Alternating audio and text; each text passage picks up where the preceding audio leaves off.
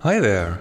With the second half of the Interstice of Reminiscence event fast approaching, Mika is continuing the electric team rollout with Jiangyu. She was recently reworked from a mediocre DPS into a key electric support, elevating her to core member status of the element. Her main value lies in her ability to quickly shred the enemy's stability, which directly benefits Lever's performance, the team's hypercarry. If you're still unfamiliar with how this team plays or wish to know if it's worth your investment, I recommend checking out my recent overview, where I explain this in more detail. Here, I'll focus on Jiangyu herself, her gameplay, contribution to the team, and her investment breakpoints. Without further ado, let's get to it. First off, Jiangyu's passive grants her action support when enemies in her range receive single target damage. Twice per turn, prior to the triggering attack, she will deal 45% of her attack as electric damage and 3 stability damage, or 75% of her attack if the target is broken. Here, her attacks took off 37 stability with all the currently active buffs, plus another 6 due to an effect from her remolding pattern, totaling 43 stability damage. Note that this boss has a total of 175 stability, making Jiangyu the convenient solution to this newly introduced problem. Having such easily activatable support actions works in favor of her role as a table setter for Lever and was previously one of the main reasons to add a V6 Mosin to the lineup. Then, each support action grants Jiangyu 1 stack of Chi before she attacks, though this naming may change with the official translations. Chi can stack up to 5 times, and each stack increases her stability damage by 1. She started the battle with 4 stacks of the buff via one of her fixed keys, so as soon as her first support action is initiated, she maxes out the stacks. Next, Jiangyu starts the battle using her S1. This ability deals 90% of her attack as melee electric damage in a 3x3 tile area around the selected target. It deals 5 stability damage at baseline and another instance of 5 stability damage if a weakness is exploited. As the attack unfolds, multiple stability damage numbers appear. On the left, 15 stability damage are dealt via the activation of Chi's effect. When a target is not stability broken, Jiangyu consumes all currently held stacks of Chi to deal 3 times the number of stacks as fixed stability damage, except when using her ultimate. With a maximum of 5 stacks, she deals up to 15 bonus stability damage this way. Chi is only consumed after the attack concludes, so every instance of stability damage from her S1 still benefits from the Chi stacks. That said, on the right you see 2 numbers, 33 coming directly from the S1 and 29 being the bonus due to exploiting the target's electric weakness. This is important to note. The 5 additional stability damage from the S1 is not fixed and an independent instance of damage, thereby scaling with all other bonuses. The value is lower by 4 because this bonus does not exploit the weakness and does not benefit from a passive effect from a remolding pattern. In total, Jiangyu just shredded a massive 77 stability with just one ability. Alongside the prior 43 stability from her support actions, she is essentially single-handedly taking care of the boss's shield. If that wasn't enough, the skill also creates voltage tiles and grants extra command plus additional movement. When voltage tiles are present prior to an AoE attack, it triggers a tile reaction, here dealing 120% of the character's attack as fixed damage, since her S1 deals AoE electric damage. The tiles are consumed in the process, so having the skill create voltage tiles ensures the target remains weak to electric attacks. Having said all that, her S1 is on a 1-turn cooldown, meaning it is always available whenever the boss restores its stability index. Therefore, you will be using her S1 for the massive stability shred on all odd-numbered rounds of a boss fight, while also benefiting from extra command on those turns. Note that the combination of extra command and additional movement mimics the situation of an extra action, but of course, cooldowns and buff durations don't advance. With the extra command, Jiangyu follows up with her ultimate when available.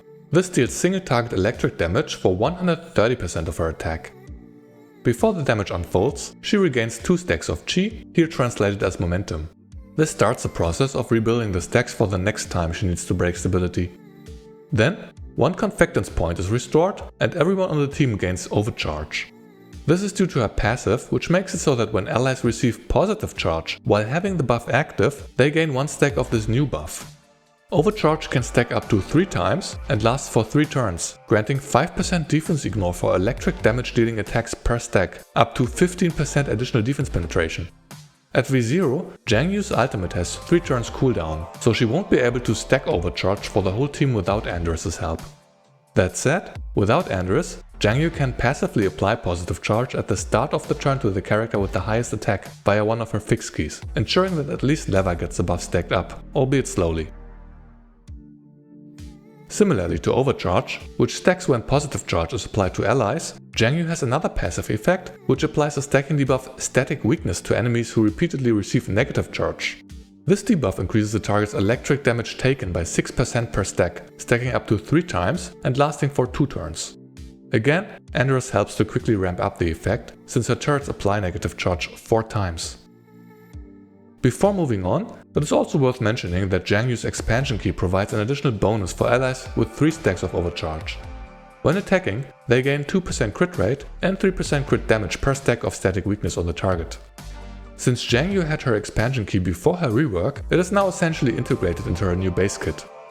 Putting everything together, at full stacks of overcharge and static weakness, she provides 15% electric defense penetration, 18% electric vulnerability, 6% crit rate, and 9% crit damage for the team.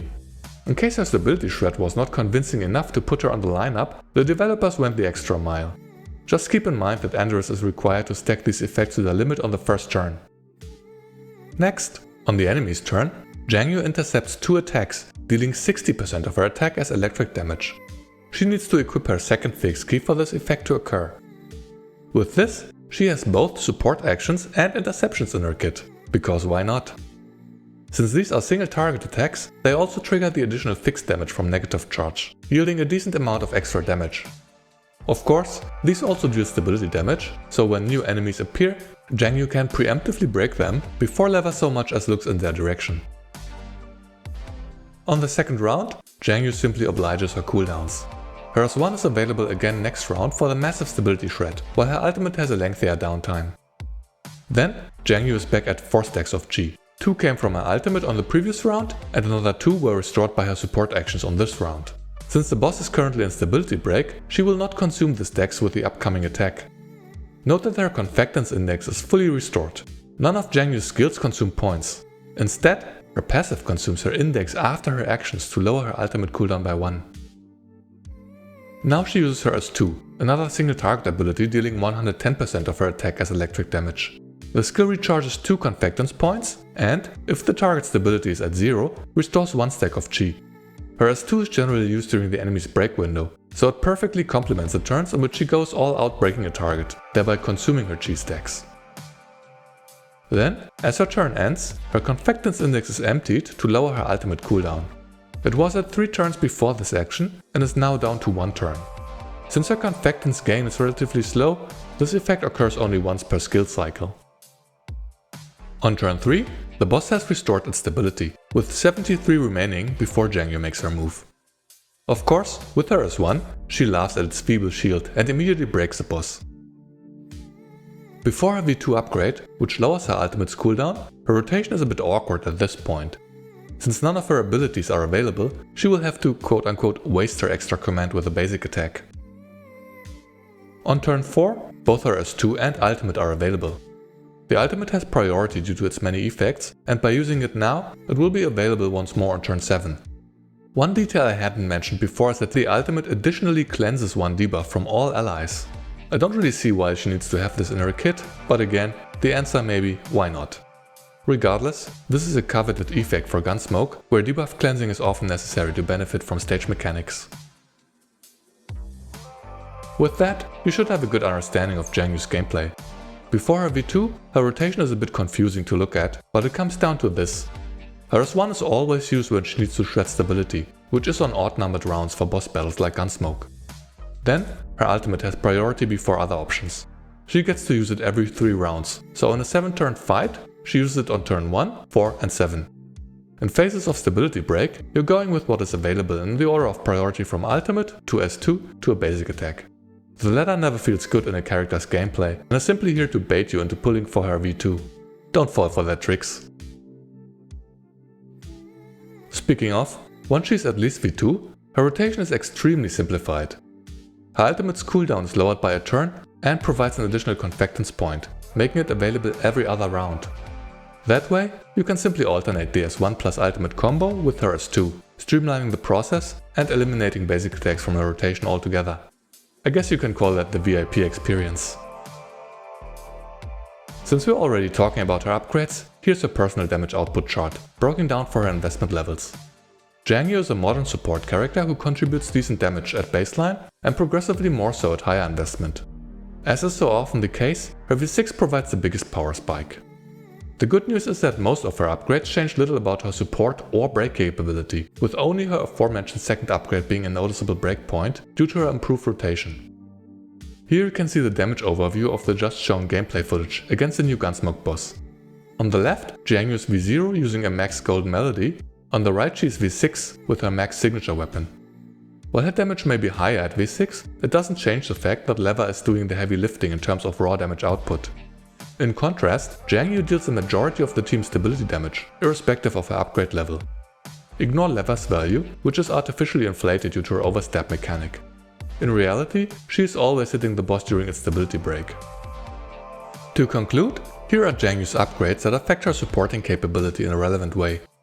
Her V1 is not cost effective on its own, but a stepping stone towards her V2. I'll just mention that it grants her another support action for a total of 3 per turn, which can be useful for the additional stability shred. Then, her V2 lowers her ultimate's cooldown by a turn and provides an additional confectance point, allowing her to effectively cycle the ultimate every other turn.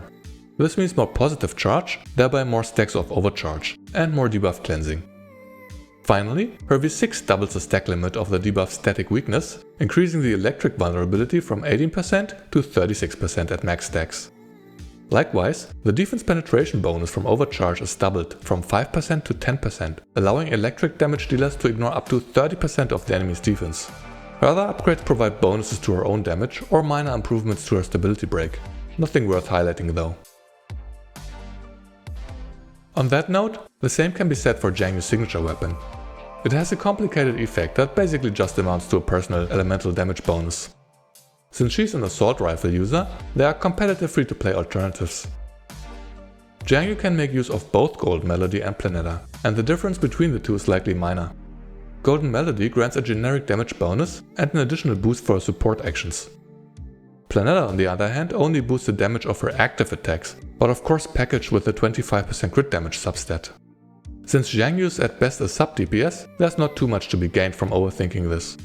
Use whichever weapon is available on your lineup, or which you have at higher calibrations. As for attachments, my suggestion is, as always, use Phase Strike for efficiency and prioritize attack and crit. Next, let me briefly go over her most typical fixed key setup. Her 5th key applies defense down 2 before an ally with positive charge makes an attack. Since the electric team didn't have access to the debuff, Jiangyu is able to fill that role. Then, her 2nd key grants her the ability to intercept enemy attacks twice per round, dealing 60% of her attack as single target electric damage and 2 stability damage. Finally, her 4th key applies positive charge at the start of the turn to the ally with the highest attack on the team. This will likely be Lever and serves to stack up overcharge for the defense penetration bonus. If you happen to have another source of the defense reduction debuff on the team, such as Yohi, Kluke or QJ, you would equip her 1st key instead, which provides Jiangyu with 4 stacks of Chi at the start of battle. In conclusion, Jiangyu is by far the best stability shredder in the game. No other doll is coming even close. Since stability break is an important stipulation for Lever's damage output, Jiangyu has quickly become an indispensable core member of the electric element. Since not all targets have high stability shields, Mika made sure to sweeten the deal by adding more amplification, so that you surely wouldn't dare skipping her. For once, she applies a 30% defense reduction debuff that was previously missing from the electric lineup. Then, she brings positive charge, as well as 2 mechanics that build upon the repeated application of positive and negative charge, providing up to 18% electric vulnerability when static weakness is maxed out, and up to 15% electric defense penetration when overcharge is fully stacked. Her expansion key also grants up to 6% crit rate and 9% crit damage, depending on the stack counts of overcharge and static weakness. These crit bonuses aren't electric specific strictly speaking, but they require Andorus to activate reliably. Finally, just for the sake of it, she also has a team-wide debuff cleanse tied to her ultimate. I'm not sure why she needs to have this, but it's certainly a sought after utility in Gunsmoke. As for her cons, it's honestly hard to pick out any flaws in her reworked version. If anything, it's that her pre-V2 rotation can feel awkward, and due to the lengthier ultimate downtime, she's less self-sufficient in stacking overcharge. Her most important role as a stability shredder is unaffected by this though. I guess you could also argue that most of her amplification is electric specific, or at least tied to an electric lineup, but then again, this is kind of true for most supporters in the game. As you can see, I was really struggling to come up with something. Leave a comment below if you can find more to fault her for. And with that, we have come to the end of this video. I hope this review provided you with a deeper understanding of Jiangyu's kit and her value for the electric team. If you're interested in building the team but don't have a lot of collapse pieces to spare, my suggestion is to prioritize Jiangyu and Lena first. Then you can borrow Lever and have a functional electric setup at your disposal. Andres is still fairly important to smoothly run the lineup, but her priority is lower than the 3 core members. In any case, thank you so much for watching. See you next time.